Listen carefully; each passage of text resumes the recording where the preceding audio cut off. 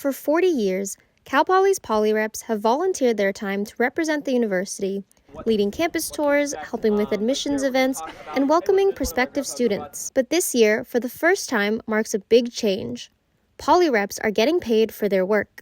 Some of the things that they had mentioned was compensation, and so that was a huge topic from our president, from our executive board at the time. After much discussion, Polyreps shifted from being a volunteer system to a grant-funded system, and now to an hourly paid model. About a year and a half ago, we were told we were being transitioned to a grant-funded system. So each student got a baseline scholarship every single quarter for being a polyrep. And then we were told we were transitioning to a fully paid model, meaning, hourly pay, all that good stuff. And that came as a bit of a surprise as well. And it's so nice to be able to be paid for all of our hard work. According to Blackburn, the funding comes from within the admissions department's existing budget.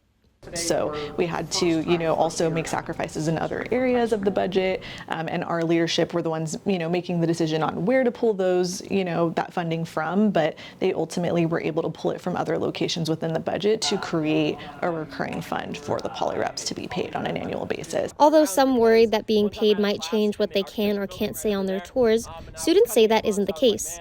That is something that all of us value so much in our tours, is being able to tell whatever stories we want, tell whatever facts we want, answer questions honestly. Our tours are completely unscripted and nothing about that has changed, which is very exciting.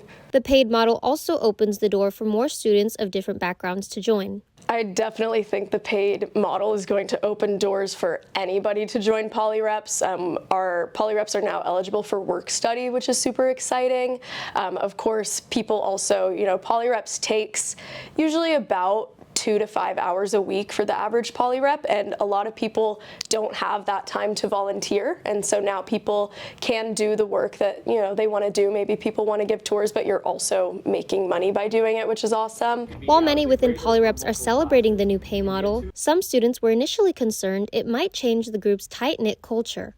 Are we going to be less of a community and more of just coworkers? I think that was a huge concern, because when you add that compensation, it might remove some of that the innate reason you might want to be a tour guide is to help others, and so you might remove some of that by getting paid.